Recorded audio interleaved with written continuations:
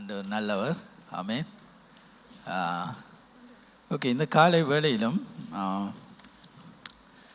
விசேஷமாக தேவன் நாம் ஒவ்வொரு நாளும் அவருக்குள் வளர வேண்டும். அதுதான் தேவன் எங்கள் மீது எதிர்பார்க்கிற காரியம். தேங்க்ஸ். இப்போ எங்களுக்கு ஒரு குழந்தை அல்லாத ஒரு சிறிய மகனோ மகளோ இருந்தால் நாங்கள் முதலாவது நர்சரியிலே சேர்க்கிறோம், பிறகு கிரேட் 1 முதலாம் வகுப்பிலே சேர்க்கிறோம். ஆனால் அந்த இடத்திலேயே 10 வருடங்கள் அதே முதலாம் வகுப்பிலேயே இருந்தால் உங்களுக்கு எப்படி இருக்கும்? அந்த டீச்சர் சொல்லுகிறார், இவருக்கு இன்னும் 1+1 1 என்றால் அதை கூட இவரால் போட்டுக்கொள்ள முடியவில்லை, அதே நிலையிலே தான் இருக்கிறார், அடுத்த வகுப்புக்கு இவரை அனுப்ப முடியாது. அப்படி நாம் இருந்தால் நாம் மிகவும் வேதனைப்படுவோம், மிகவும் கஷ்டப்படுவோம். அதே மாதிரி தான் பரம தகப்பனாகிய தேவன் தன்னுடைய பிள்ளைகள் வளர்ச்சி அடையாமல் அதே நிலையில் இருப்பதை பார்த்து தேவன் மிகவும் வேதனைப்படுகிறார். நாம் சில நேரம் ரட்சிக்கப்பட்டு ஒரு குழந்தையாக ரட்சிக்கப்பட்டு நாம் மறுபிறப்பு அடைந்த பிறகு நாம் தேவனோடு ஆவிக்குரிய ரீதியிலே வளர்ச்சி அடையாமல் அதே நிலையிலே அதே பாவத்தை திரும்ப திரும்ப செய்து கொண்டு, இல்லாட்டி இருந்த நிலையிலேயே அதே சூழ்நிலையிலே ஆவிக்குரிய வளர்ச்சி இல்லாமல் அப்படியே இருந்து ஆண்டவரிடம் மன்னிப்பு கேட்பது, திரும்பவும் அதே பாவத்தை செய்வது, திரும்பவும் பின்னோக்கி போவது, இப்படியாக நாம் இருப்பதை தேவனுடைய மனது இதனால் மிகவும் வேதனைப்படுகிறது. தேவன் எதிர்பார்க்கிறார் என்ன? நாம் மகிமை ஒவ்வொரு வருடமாவது, ஒவ்வொரு மாதம் இல்லை என்றாலும் பரவாயில்லை, ஒரு வருடத்துக்கு ஒரு முறையாவது நாம் ஒரு நிலையிலிருந்து அடுத்த நிலைக்கு போக வேண்டும். அப்படியே அதே நிலையில் இருந்தால் அது தேவனுடைய மனதை மிகவும் வேதனைப்படுத்துகிறது. ஆகையால் இன்றைக்கு தாவீதுடைய வாழ்க்கையை நாம் பார்க்கும் பொழுது அங்கே அப்போஸ்தலர் 13ஆம் அதிகாரம் 22ஆம் வசனத்திலே தேவன் சொல்லுகிறார். அதை நாங்கள் வாசிப்போம். அப்போஸ்தலர் 13:22. பின்பு அவர் அவனை தள்ளி தாவீதை அவர்களுக்கு ராஜாவாக ஏற்படுத்தி, ஈசாயின் குமாரனாகிய தாவீதை என் இருதயத்துக்கு ஏற்றவனாக கண்டேன், எனக்கு சித்தமானவைகளை எல்லாம் அவன் செய்வான் என்று அவனை குறித்து சாட்சியம் கொடுத்தார்.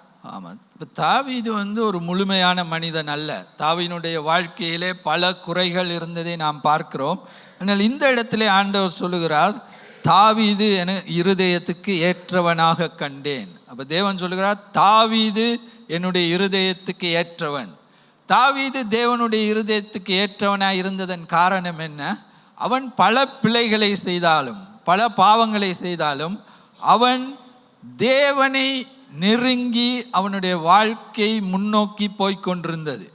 அவன் விழுந்தான், பாவம் செய்தான், ஆனால் அவனுடைய வாழ்க்கையிலே ஒரு வளர்ச்சி காணப்பட்டது. அவன் நாளுக்கு நாள் தேவனை அதி நெருக்கமாய் தெரிந்து கொண்டான். அதை எப்படி நான் சொல்ல முடியும்? சங்கீதத்தை வாசித்தால் தெரியும். அவன் எவ்வளவாய் தேவனை அறிந்திருந்தான், எவ்வளவாய் தேவனுக்கு நெருக்கமாக ஜீவித்தான். அப்போ சங்கீதத்தை வாசித்தால் அது என்ன? அப்போ ஆண்டவர் சொல்லுகிறார், அவன் எனக்கு சித்தமானவைகளை எல்லாம் அவன் செய்வான் என்று அவனை குறித்து சாட்சி கொடுத்தார். அப்போ ஆண்டவரே ஒரு மனிதனுக்கு இப்படி சாட்சி கொடுக்கிறார் என்றால் அது ஒரு பெரிய காரியம். அநேக நேரம் மற்றவர்கள் நாமை புகழ வேண்டும், மற்றவர்கள் எங்களை குறித்து நல்லது சொல்ல வேண்டும் என்று நாங்கள் ஆசைப்படுகிறோம். சில நேரம் எங்களிடமிருந்து எதையாவது பெற்றுக்கொள்வதற்காக சிலர் எங்களை புகழ்ந்து பேசலாம். சில நேரம் எங்களை உண்மையாகவே ஏதோ நாங்கள் செய்த ஒரு நல்ல காரியத்துக்காக எங்களை குறித்து ஒரு நல்ல விதமாக பேசலாம். ஆனால் தேவன் ஒருவனை குறித்து இப்படி சொல்லுகிறார் என்றால் அது சாதாரண காரியம் அல்ல. தேவனே சொல்லுகிறார், அவன் எனக்கு சித்தமானவர்கள் எல்லாம் அவன் செய்வான் என்று அவனை குறித்து சாட்சி கொடுத்தார். ஆண்டவர் எங்களை குறித்து என்ன சாட்சி கொடுக்கிறார்? அதுதான் மிகவும் முக்கியம்.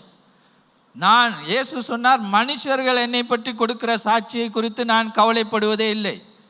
யோவான் ஸ்நானகன், நீங்கள் என்னை விசுவாசிக்க வேண்டும் என்பதற்காக யோவான் ஸ்நானகன் எனக்கு சாட்சி கொடுத்ததை குறித்து நான் சொல்லுகிறேன். ஆனால் அவனுடைய சாட்சியை கூட நான் பெரிதாக சொல்லவில்லை.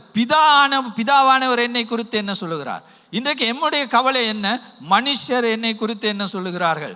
மனுஷர் என்னை குறித்து என்ன நினைக்கிறார்கள்? மனுஷர் என்னை பற்றி என்ன பேசுகிறார்கள்?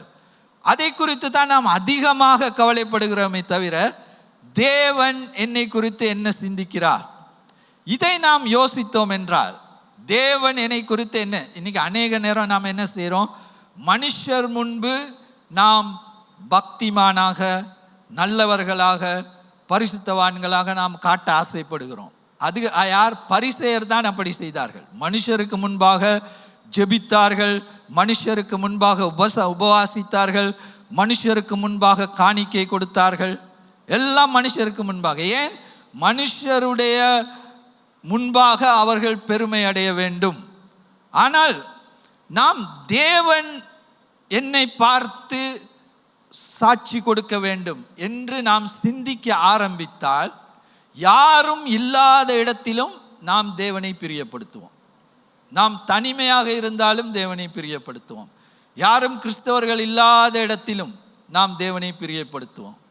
யாரோ சொன்னார்கள், சிலர் சொந்த ஊரிலே நல்லவர்களாக இருப்பார், ஆனால் வெளிநாட்டுக்கு போய் இல்லாத பாவத்தை எல்லாம் செய்து விட்டு வந்து விடுவார்கள். ஏனென்றால் வெளிநாடு போனால் அங்கே தெரிந்தவர்கள் யாரும் இருக்க மாட்டார்கள்.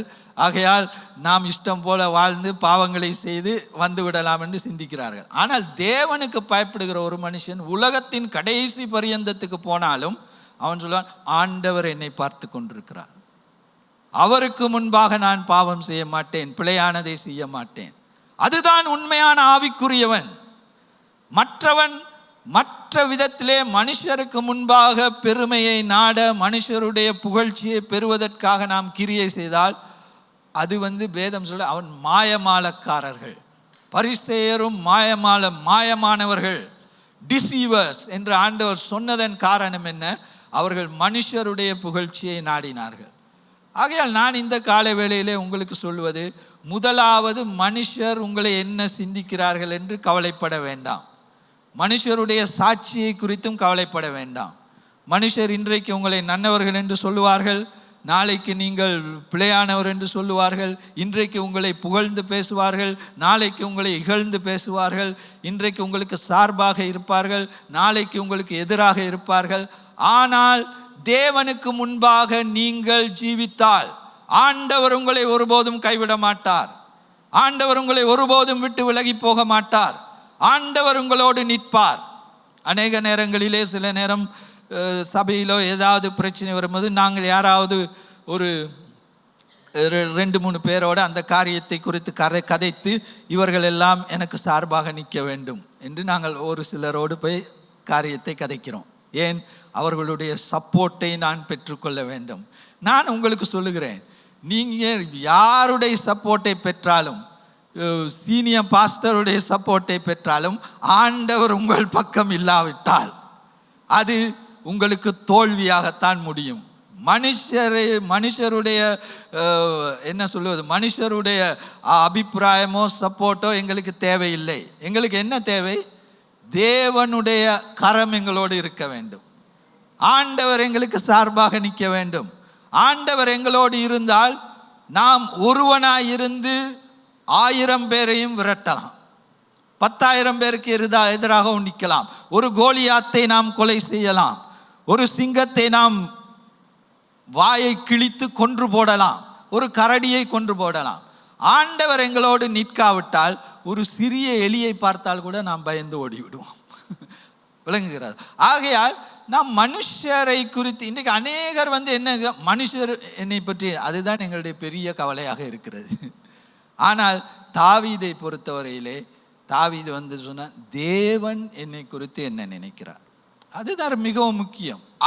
அந்த மாதிரி நாம் சிந்திக்க ஆரம்பித்தால் நம்முடைய ஆவிக்குரிய வளர்ச்சி மிக வேகமாக இருக்கும். நாம் ஆவிக்குரிய ஜீவியத்திலே வேகமாக வளருவோம். ஆமீன்.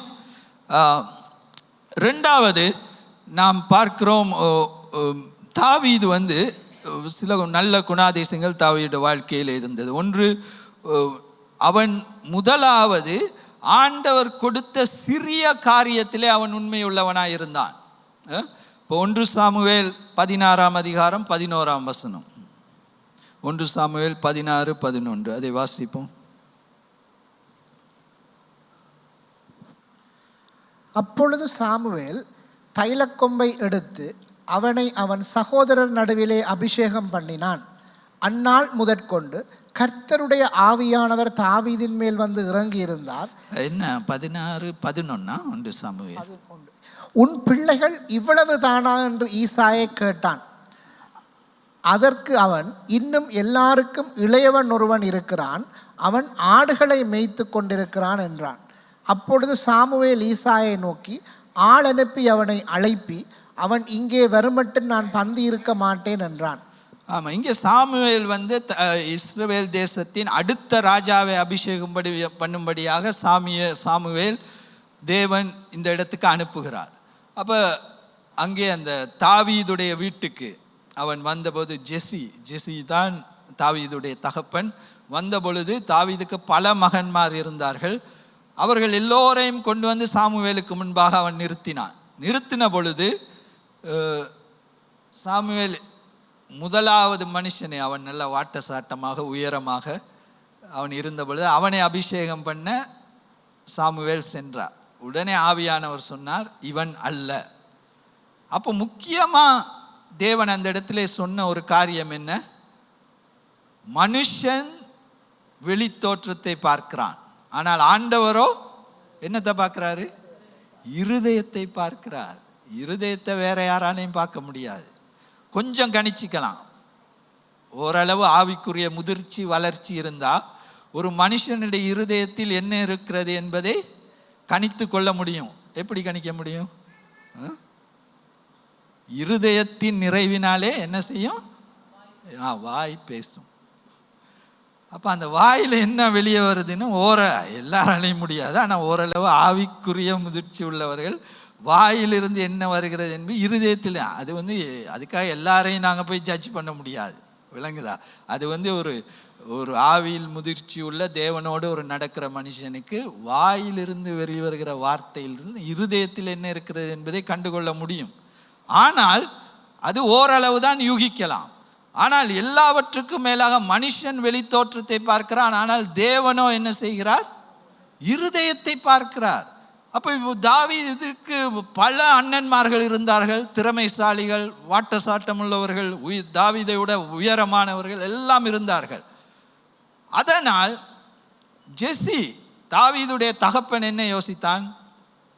தாவீது இதற்கு பொருத்தமானவன் அல்ல, அவனை இங்கே அழைக்கக்கூட அவசியம் இல்லை, அழைக்கக்கூட தேவையில்லை.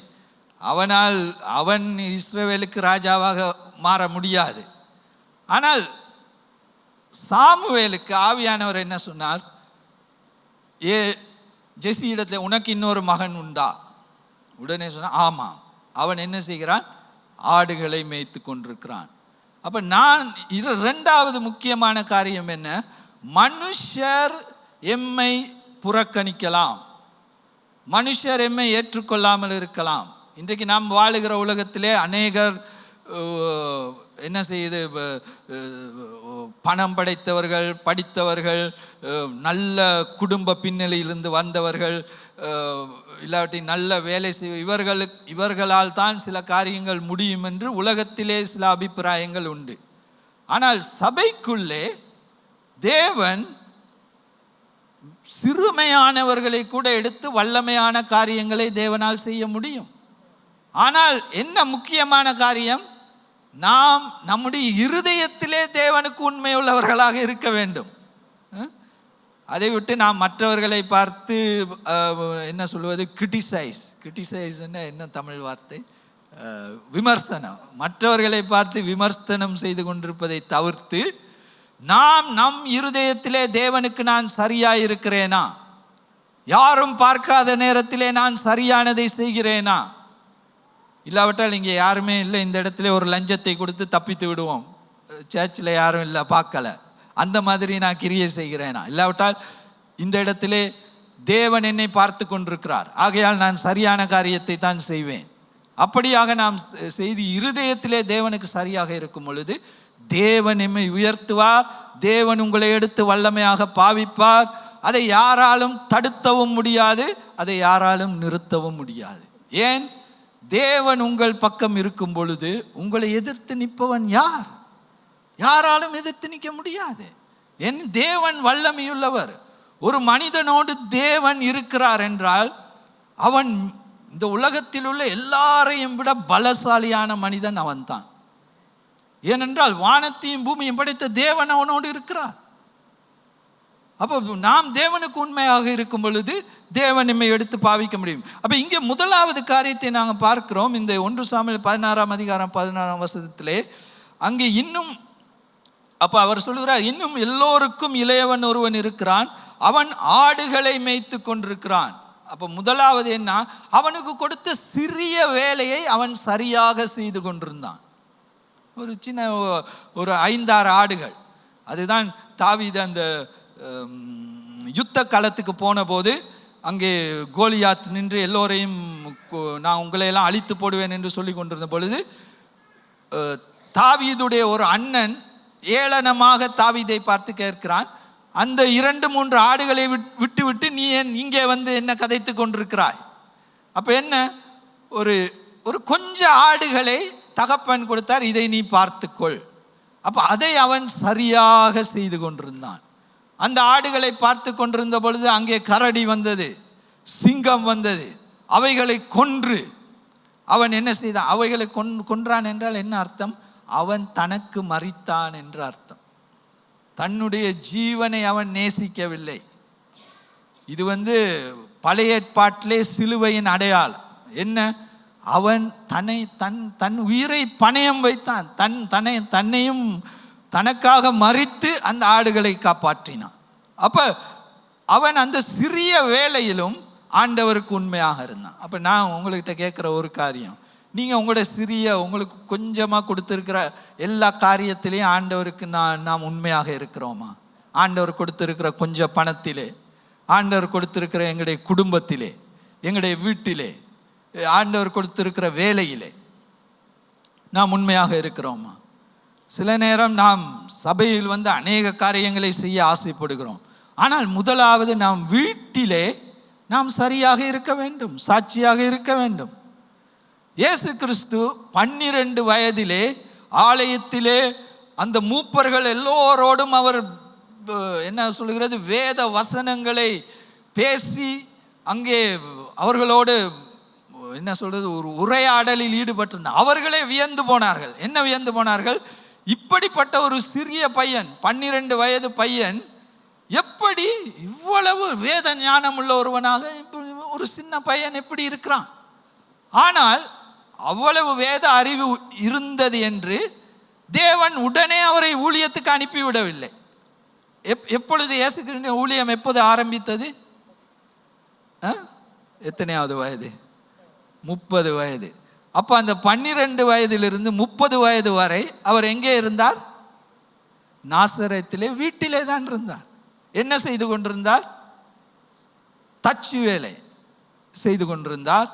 அம்மா சொல்லுகிற வேலை, மரியாள் சொல்லியிருப்பார், போய் கொஞ்சம் தண்ணி எடுத்து கொண்டு வா, வீட்டில் தண்ணி முடிந்து விட்டது. அந்த காலத்தில் டப் வாட்டர் இல்லை, இல்லாட்டி கொஞ்சம் விறகை வெட்டித்தா. அப்புறம் உடனே காலையிலே எழும்பி அவர் தச்சு வேலைக்கு போயிருப்பார். அங்கே போய் மேசைகளை செய்திருப்பார், நாற்காலிகளை செய்திருப்பார். யாராவது ஒரு மேசையோ நாட்காலியோ வாங்க வந்தவுடன் அதை சரியான விலைக்கு விற்றிருப்பார், கூடுதலாக பணத்தை பெற்றுக்கொள்ளாமல்.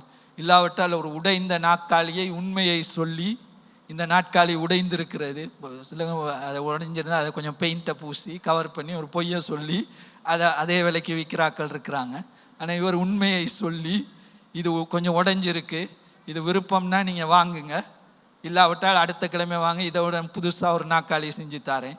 இப்படி 12 வயதிலிருந்து 30 வயது வரை வீட்டிலே உண்மை உள்ளவராக இருந்தார். அந்த வீட்டில் உண்மை உள்ளவராக இருக்கிற நேரம் அந்த வீட்டிலே 100க்கு 100 பரிசுத்தவான் யார்? இயேசுடைய வீட்டில் மரியாளும் இல்லை, யோசேப்பும் இல்லை, அவருடைய சகோதர சகோதரிகள் எல்லோரும் பாவிகள். 100க்கு 100 பரிசுத்தவான் என்றால் இயேசுதான். ஆனால் மரியாளுக்கு கீழ்ப்படிந்தார், யோசேப்புக்கு கீழ்ப்படிந்தார், அவருடைய சகோதரர்கள் எல்லோருக்கும் உதவி செய்தார். அப்போ முதலாவது நம்முடைய வீட்டிலே, நம்முடைய வேலை தளத்திலே, ஆண்டவர் எங்களுக்கு கொடுத்திருக்கிற சிறிய காரியங்களிலே நாம் தேவனுக்கு உண்மையாக இருக்கணும். அப்படி நாம் உண்மையாக இருக்கும் பொழுது தேவன் எங்களுக்கு அடுத்த நிலைக்கு எங்களை கொண்டு போவார். அப்போ முதலாவது தேவன் தாவீதை தன்னுடைய வீட்டிலே ஆண்டவர் பார்த்தார். அவன் கொடுத்த சிறிய காரியத்தை அவன் சரியாக செய்து கொண்டிருந்தான். உடனே தேவன் பார்த்தார், ரைட், இதற்கு பிறகு நான் இவனை அடுத்த படிநிலைக்கு இவனை கொண்டு போக வேண்டும். என்ன அடுத்த படிநிலை?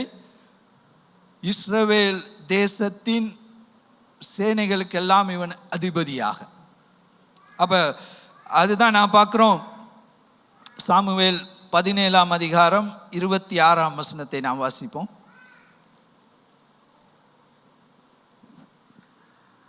அப்பொழுது தாவீது தன்னண்டையிலே நிற்கிறவர்களை பார்த்து, இந்த பெலிஸ்தனை கொன்று இஸ்ரவேலுக்கு நேரிட்ட நிந்தையை நீக்கிறவனுக்கு என்ன செய்யப்படும்? ஜீவனுள்ள தேவனுடைய சேனைகளை நிந்திக்கிறதற்கு விருத்த சேதனம் இல்லாத இந்த பெலிஸ்தன் எம்மாத்திரம் என்றான்.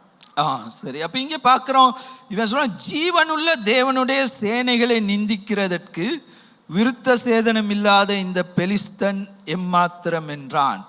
ரெண்டாவது காரியம், தாவீது தேவன் மகிமைப்பட வேண்டும் என்று எப்பொழுதும் வாஞ்சை உள்ளவனாயிருந்தான். தேவன் மகிமைப்பட வேண்டும், நான் மகிமைப்பட வேண்டும், மனுஷருக்கு முன்பாக நான் மகிமைப்பட வேண்டும், என்னுடைய பெயர் மகிமைப்பட வேண்டும், நான் ஃபேமஸ் ஆக வேண்டும் என்று அவன் ஒரு நாளும் சிந்திக்கவே இல்லை. இஸ்ரவேல் ஜனங்கள் தான் தாவீதை சொன்னார்கள், சவுல் 1000 கொண்டான், தாவீது பார்த்தா அவனை புகழ்ந்து பேசினான். ஆனால் தாவீது எப்பொழுதுமே தேவனுடைய நாமம் மகிமைப்பட வேண்டும் என்கிறதிலே மிகவும் அக்கறையாக இருந்தான். அப்போ நம்முடைய வாழ்க்கையில் நாம் என்ன பார்க்குறோம்? தேவன் மகிமைப்பட வேண்டும் என்று நாம் யோசிக்கிறோமா?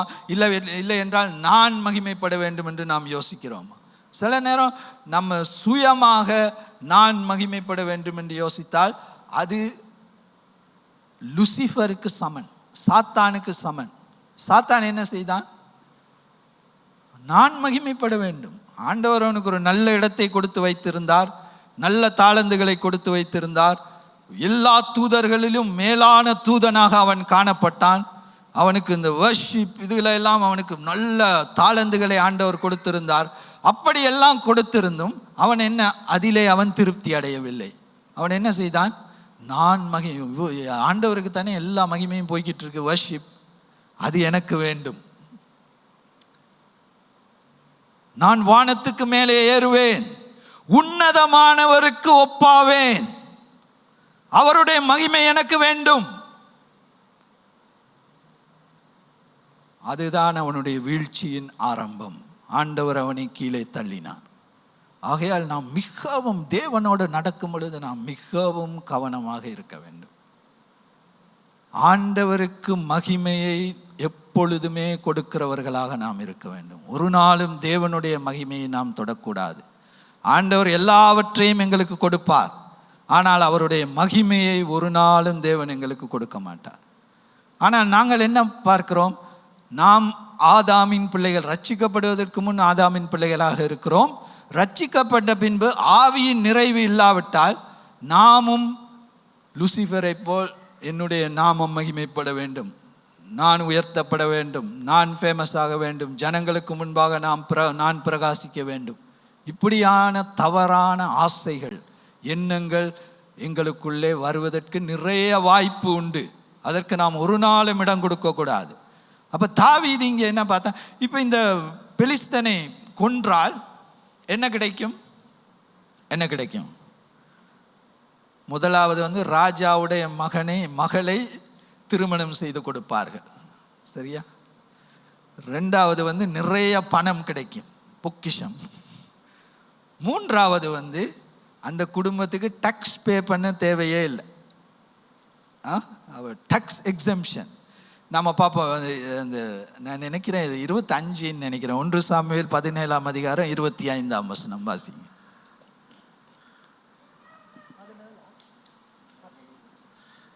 அந்த நேரத்தில் இஸ்ரவேலர் வந்து நிற்கிற அந்த மனுஷனை கண்டீர்களா? இஸ்ரவேலை நிந்திக்கிற வந்து நிற்கிறான். இவனை கொள்கிறவன் எவனோ அவனை ராஜா மிகவும் ஐஸ்வர்யவனாக்கி அவனுக்கு தம்முடைய குமாரத்தியை தந்து அவன் தகப்பன் வீட்டாருக்கு இஸ்ரவேலிலே சர்வமானியம் கொடுப்பார் என்றார்கள். ஆமாம், அப்போ அவனுக்கு நிறைய பரிசுகள் எல்லாம் கொடுப்ப அங்கே கிடைக்கும் என்று அங்கே அறிவிக்கப்பட்டது. ஆனால் அப்படி என்றால் தாவீது அல்ல, எல்லோரும் இதுக்கு ஆசைப்பட்டார். யாருக்கு ஆசை இல்லை ராஜாவுடைய மகளை திருமணம் முடிக்க? யாருக்கு ஆசை இல்லை நிறைய பணத்தை பெற்று டேக்ஸ் பே பண்ணாமல்? இன்றைக்கு எல்லாருக்கும் டேக்ஸ் ப்ராப்ளம். ஐயோ பாஸ்டர் நிறையா டேக்ஸ் அடிக்கிறான், இப்போ டேக்ஸே இல்லைன்னு சொன்னால் எவ்வளோ சந்தோஷம். கோலியாத்தை கொண்டுட்டு டேக்ஸ் இல்லாமல் வாழ்நாள் முழுக்க இருக்கலாமே. அப்போ நிறைய பேர் அதை முன்னுக்கு வந்து ஆனால் யாருமே முன்னுக்கு வரவில்லை. ஏன்? என்ன காரணம்? எல்லோரும் தங்களுடைய ஜீவனுக்காக பயந்தார்கள். தனக்கு மறிக்கவில்லை, சாவதற்கு பயந்தார்கள். தேவனை மகிமைப்படுத்த விரும்புகிற மனுஷன் தன்னுடைய ஜீவியத்தை நேசிக்கிற மனுஷன் அல்ல.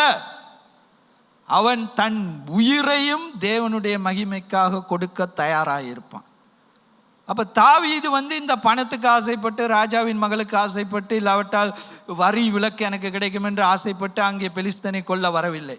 அவன் எதற்காக வந்தான்? தேவனுடைய நாமத்தை இவன் நிந்தித்து விட்டான், இவனை விடக்கூடாது, தேவனுடைய நாமத்தை இவன் அவமதிக்கிறான். அப்போ நம்முடைய வாழ்க்கையில் அதனால் தான் தாவீதுக்குள்ளே அப்படிப்பட்ட ஒரு பெரிய விசுவாசம் வந்தது. இன்றைக்கி ஏன் பெரிய காரியம் எங்களுக்குள்ள விசுவாசம் இல்லை? சில நேரங்களில் பெரிய இதுகளை செய்வதற்கு அல்லது பாவத்தை மேற்கொள்ள, சாத்தானை ஜெயங்கொள்ள, எல்லாவற்றுக்கும் ஏன் விசுவாசம் இல்லை? சில நேரம் நாம் நம்முடைய மகிமையை நாடிக்கொண்டிருக்கிறோம். ஆனால் தேவனுடைய மகிமையை நாடும் பொழுது ஆண்டவர் ஒரு புதிய விசுவாசத்தை எங்களுக்கு கொடுக்கிறார். அவன் சொன்னான், இந்த பெலிஸ்தன் யார்? இவனை நான் இன்றைக்கு கொன்று இந்த வானத்தின் பட்சிகளுக்கு இவனுடைய மாம்சத்தை நான் தீனியாக கொடுப்பேன். இவையெல்லாம் விசுவாசத்தின் வார்த்தைகள். எப்படி அந்த வார்த்தைகள் அவனுடைய வாயிலிருந்து வந்தது?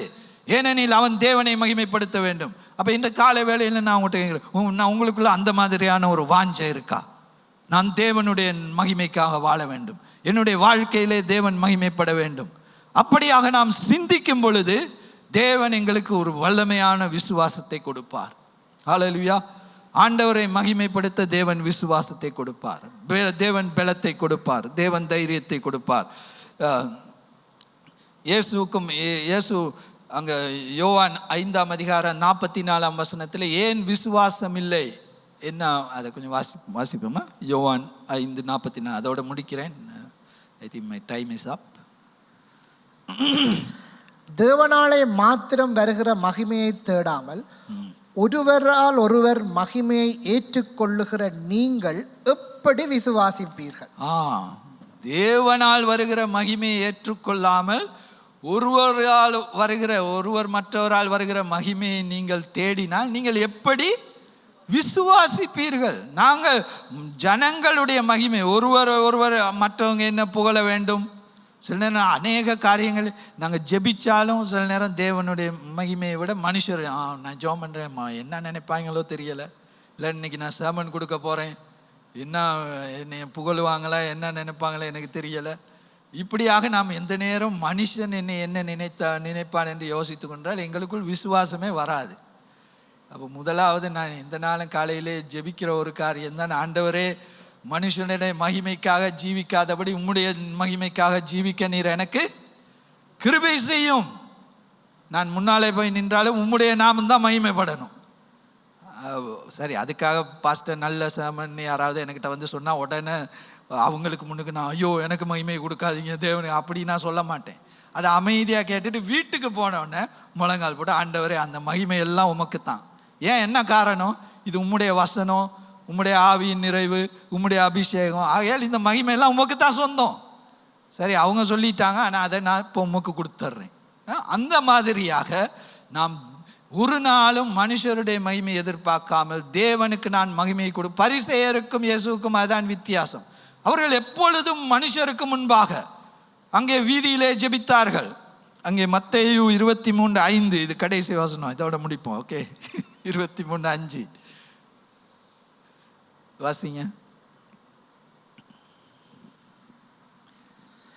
தங்கள் கிரிகைகளை எல்லாம் மனுஷர் காண வேண்டும் என்று செய்கிறார்கள்.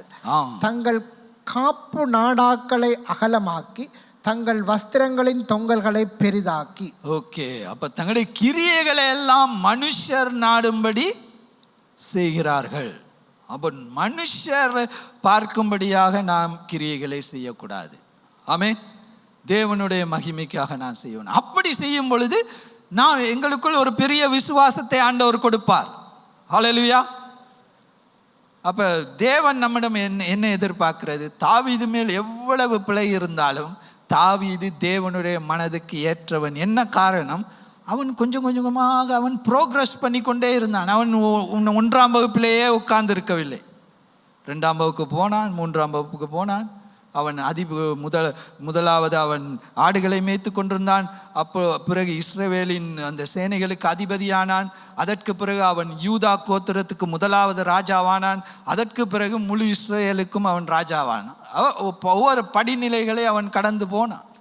அப்போ அதற்கு என்ன காரணம்? அவன் தேவனுக்கு முன்பாக உண்மை உள்ளவனாக இருந்தான். ஆமென். தேவனை பிரியப்படுத்த வேண்டும், தேவனுடைய நாமம் மகிமைப்பட வேண்டும், தேவனுக்காக அவன் ஜீவித்தான். அப்போ அப்படி நீங்கள் ஜீவித்தீங்கன்னா ஆண்டவர் உங்களை ஆசீர்வதிப்பார்.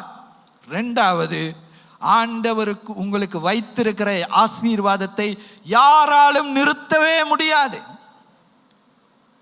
பார்வோனாலும் நிறுத்த முடியாது, எந்த நேபுகாத்நேசர் ராஜாவாலும் நிறுத்த முடியாது, அங்கே யோசேப்பின் சகோதரர்களால் நிறுத்த முடியவில்லை, போத்திபார் என்கிற அந்த அவனுடைய மனைவியால் நிறுத்த முடியவில்லை. யாராலும் தேவன் உங்களுக்கு வைத்திருக்கிற ஆசீர்வாதத்தை நிறுத்த முடியாது. ஆண்டவர் உங்களை ஆசீர்வதிப்பார். ஆண்டவர் உங்களுக்குரியதை உங்களுக்கு தருவார். ஆண்டவருடைய நாமம் உங்களுடைய வாழ்க்கையிலே மகிமைப்படும். ஹல்லேலூயா. ஆமென். அப்போ நாங்கள் எல்லோரும் கரங்களை உயர்த்தி நாம் கர்த்தருக்கு இந்த காலை வேளையிலே நாம் அர்ப்பணிப்போம்.